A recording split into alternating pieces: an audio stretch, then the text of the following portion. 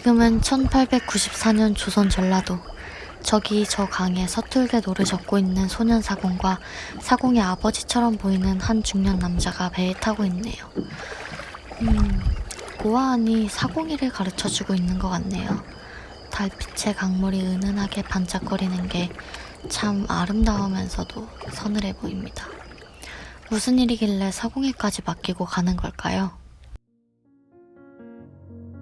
1894년 조선은 약해진 왕권, 부패한 관리들 때문에 백성들이 고통을 받았다고 해요. 특히 전라도 지역에 조병갑이라는 고부 군수가 왔는데 그 관리가 하도 못되게 굴어서 결국 그것이 동학농민혁명으로 커졌습니다. 제가 오늘 읽어드리는 책은 동학농민혁명을 배경으로 평민 청소년들의 이야기를 담았는데요. 동학은 지금 천도교라고 불리는 민족 종교입니다. 동학의 사상은 사람은 본래 하늘의 성품을 가졌으므로 사람이 곧 하늘이요 하늘이 곧 사람이 될 수 있고 자신을 포함한 모든 사람이 하늘처럼 존귀하므로 사람 대하기를 하늘을 섬기는 것처럼 경건하고 겸손하게 해야 한다고 강조했어요. 지금의 평등 사상이 생각나지 않으신가요? 그래서 당시 지배층 사람들로부터 억압을 받던 농민들에게 엄청난 지지를 받았고 그렇게 동학농민운동이 시작되었습니다. 저 소년 사공의 아버지는 아마도 그 혁명에 참전하는 농민인 것 같네요. 그들과 함께 그 혁명의 안으로 들어가 보실까요?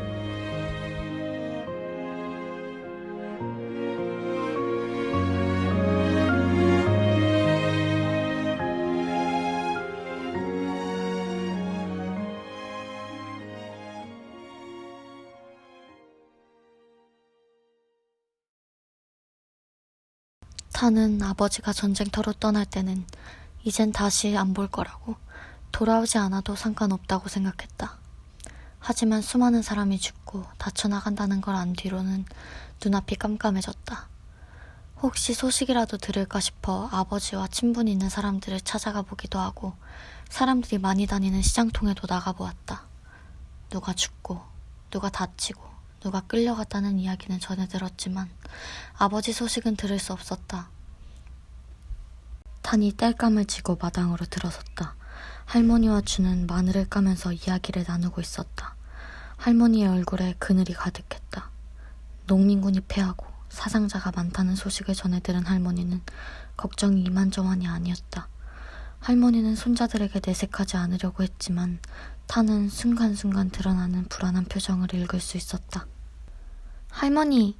준이 마늘을 까다가 마늘쪽 하나를 들고 할머니를 불렀다. 왜 그래? 이거 땅에 심으면 마늘이 여러 개 나온다고 했잖아요. 그란디? 어떻게 하나가 될 수 있어요? 신기해요. 준의 말에 할머니는 씁쓸한 미소를 지었다. 그리고는 한숨을 내쉬며 말했다. 그러게나 말이다. 마늘도 나눌수록 풍성해지는 법을 아는디, 다 같이 잘 사는 법을 아는디. 어찌 생각이란 것을 하고 사는 사람들이 그걸 모를까? 응? 뭘 몰라요? 준이 눈을 동그랗게 뜨고 말하자 할머니는 웃으며 고개를 저었다. 아니다. 그냥 할미 혼자 하는 소리다. 손 메울라. 그만하고 씻어라. 타는 지게를 마당 한쪽에 내려놓고 다시 나왔다. 나눌수록 풍성해진다는 할머니의 말이 귀에 쟁쟁했다. 타는 마늘을 보고 한 번도 그런 생각을 해본 적이 없지만 맞는 말이다. 마늘은 한쪽이 여러 쪽으로 나뉘어 한 덩어리의 육종 마늘을 만들어낸다. 이런저런 생각을 하며 걷던 타는 어느새 서론과 함께 마을을 내려다보던 뒷산 언덕에 올랐다. 타는 늘 앉던 자리에 앉아 하늘을 올려다보았다. 아버지와 서롱의 얼굴이 저물어가는 하늘에서 나타났다. 지금 가장 미우면서도 가장 그리운 얼굴이 그 두 사람이다. 아버지는 우릴 보고 싶어 하기는 할까? 서롱이는 내 편지를 받아봤을까? 어느새 타는 눈은 노을빛으로 물들었다. 또 뭐네 그려? 타는 고개를 돌렸다. 삿갓을 쓴 남자가 서 있었다. 타는 단번에 알아보지 못했다. 한참 생각하다가 지난번에 자기 배에 태운 사내임을 기억해냈다. 타는 눈인사만 간단하게 했다. 허허, 오늘도 고민이 있나 보군. 탄의 얼굴을 쳐다보던 사내가 한숨을 크게 내쉬었다. 하기야 시국이 이 모양인데 백성들 가운데 편한 얼굴이 어디 있겠는가. 타는 궁금해졌다. 이 사람은 무슨 일을 하기에 이런 행색으로 돌아다니는 걸까? 이런 세상을 보여줘서 미안하네. 뜬금없는 말에 타는 사내를 쳐다보았다. 무슨 뜻이지? 타의 생각을 읽기라도 한 듯 사내가 마을에 내려다보며 말을 이었다. 지금 자네 나이엔 자신에 대한 고민만으로도 벅찰 텐데 이리도 무거운 짐을 지어주고 있으니. 타는 자신의 마음을 알아주는 것 같아 울컥했다. 모르는 사람이지만 친근하게 느껴졌다. 백성이 곧 하늘이고 나라의 근본이라고 했나요? 타는 자기도 모르게 속에 있던 말을 불쑥 뱉었다. 그가 동학교도가 아니라면 잡혀갈 수도 있다. 하지만 타는 이 사람에게는 말해도 될 것 같았다. 사내가 탄을 바라보았다. 그런 세상이 올까요? 타는 다시 물었다. 자네는 어떻게 생각하나? 올지 안 올지는 잘 모르겠지만 지금 당장 집이고 가족이고 다 망가지고 있는데 훗날 새로운 세상이 오면 뭐하나 그런 생각이 들어요. 이렇게 많은 사람이 죽어가는데. 사내는 말없이 고개를 끄덕였다. 그래, 자네 말이 맞네. 소중한 거 다 잃고 난 뒤에 좋은 세상이 온다고 무슨 소용이 있겠나. 그런데 말이네. 그런 세상이 절대로 그냥 오지는 않는 법이네. 예로부터 목숨을 내걸고 나라를 지킨 사람들이 있었기에 이렇게 나라가 흘러올 수 있었던 게지. 안 그랬다면 지금 나도 자네도 없지 않았겠는가. 하긴 이런 말이 자네에게 얼마나 와닿을지는 모르겠네만. 타는 점점 그림자 색깔로 저물어가는 세상을 바라보았다. 하늘, 땅, 나무, 집. 원래 가지고 있던 색깔들이 서로 뒤섞여 하나의 색으로 뭉개져 뒤섞였다. 무엇이 옳은 일인지, 무엇을 위해 살아야 하는지 감이 잡히지 않았다. 혹여 가까운 분이 농민군으로 갔는가? 타는 대답하지 않았다. 저 색을 좀 보게. 정말 아름답지 않나? 사내는 거무스레하게 변해가는 하늘을 보며 말했다. 타는 사내를 쳐다보았다. 그림자색이 뭐가 아름답다는 건지 이해되지 않았다. 타의 마음을 읽기라도 한 듯 삭간 남자는 웃으면서 말했다. 세상에 존재라는 모든 것이 다 자기 색깔을 내뱉고 스며들어 하나의 색을 내고 있지 않나. 지금 농민군들은 각자의 삶을 내놓고 서로의 상처를 끌어안으며 하나가 되어가는 것이네. 타는 놀라웠다.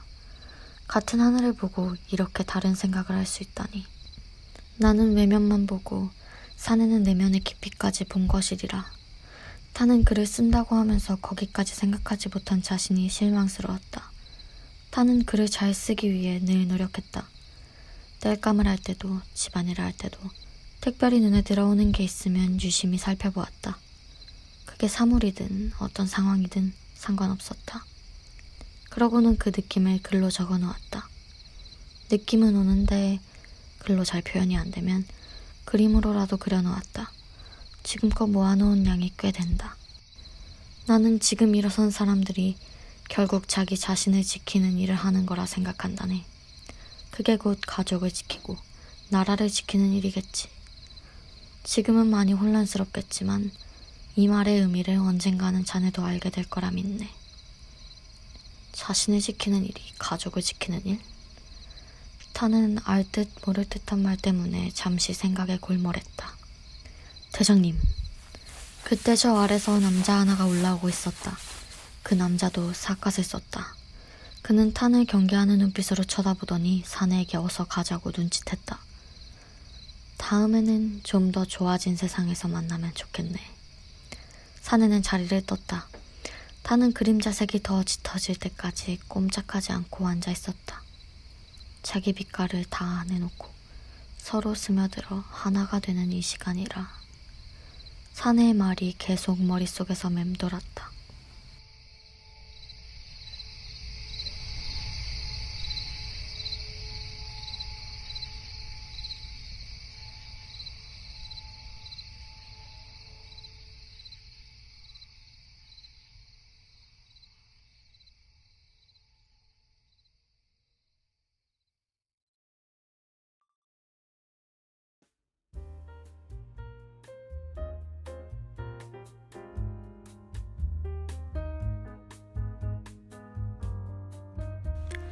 거친 땅에서도 단단하게 잘 자라는 녹두를 보며 녹두밭보다 척박한 녹두밭 윗머리 같은 험한 세상을 잘 헤쳐나가자고 다짐하고 더 좋은 세상을 위해 자기 삶을 내어준 아름다운 청소년들의 이야기를 읽어드렸습니다.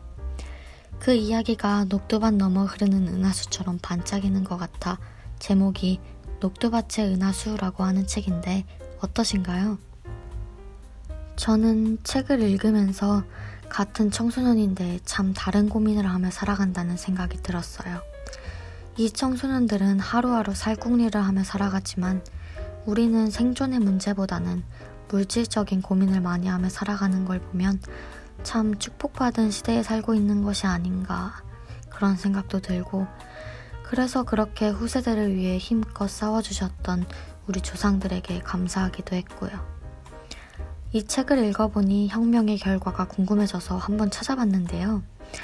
청나라와 일본이 진압을 하면서 결국 실패로 끝났지만 이것이 한국의 근대화와 의병항쟁, 3.1 독립운동과 같은 민족운동의 근간이 되었다고 합니다. 오늘날 평등사상과 자유민주화의 지평을 연 근대 민족사 사건이죠. 이 책이 동학농민혁명을 바탕으로 쓴 책이어서 그런지 백성이 곧 나라다 라는 표현이 굉장히 자주 나오는데요. 이것을 보면서 저도 이런 가치관으로 살아야겠다는 생각을 했어요. 요즘 이런저런 일로 나라를 욕하는 일이 많은데 그럴 때 그저 앉아서 욕만 하면 안 되겠다는 생각을 했어요.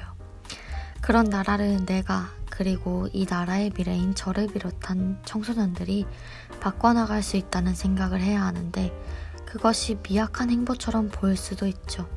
하지만 동학혁명과 이전의 모든 역사들이 지금 우리나라를 만든 것처럼 나중에는 우리의 행보가 큰 영향을 미칠 것이라는 생각이 듭니다. 또 꼭 한 자리에 뭉치지 않더라도 한 목표를 가지고 각자 속한 자리에서 최선을 다해 살아간다면 의미 있고 후회 없는 삶을 살 수 있을 거예요. 또 어떤 방법이든지 나중에 보면 부실한 선택으로 보일지라도 그때 우리에게는 최선의 방법일 테니 자신의 행보에 확신을 가지고 내딛어 보는 것이 제일 중요하다고 생각해요. 또 올바르지 못한 것이 있다면 우리의 조상들이 그랬던 것처럼 바로잡는 용기가 이 시대에 필요합니다. 우리나라의 선배들이 노력하셔서 지금 이렇게 살기 좋은 나라를 만들어 놓으셨는데 우리가 이것에 취해 올바르지 못한 것을 바로잡지 못한다면 후세대에도 그것이 흘러가게 될 거고 결국 그것이 우리나라를 무너지게 만들 수 있다고 생각합니다. 그래서 개인의 것을 챙기기만 하는 시대에 올바른 소리를 내는 것이 쉽지 않다는 건 알지만 용기 내봐야겠다고 생각했어요. 이번 책은 읽으면서 이 나라의 국민으로서 왜 책임감을 가지고 살아야 하는지 깊게 생각해 볼 수 있어서 좋았어요. 이것도 저번 책과 마찬가지로 이 역사를 바탕으로 한 영상물이 있는데요. 바로 조정석 배우님께서 출연하신 녹두꽃이라는 드라마예요. 동학농민혁명의 소용돌이 속에서 농민군과 토벌대로 갈라져 싸워야 했던 이복 형제의 파란만장한 휴먼 스토리를 그린 드라마라고 하는데 개인적으로 조정석 배우님의 연기를 정말 좋아하는데 나중에 한번 보려고 해요. 역사를 이렇게 드라마나 오늘 소개해드린 책 같은 것으로 좀 더 쉽게 접근할 수 있다는 것이 참 좋네요.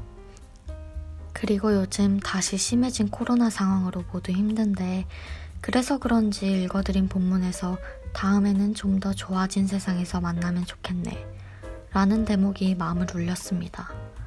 우리 조금만 더 힘내서 안전하고 건강한 좋은 세상에서 만나요. 집에서 안전하고 즐거운 크리스마스 보내시고 모두 좋은 밤 되시길 바라요.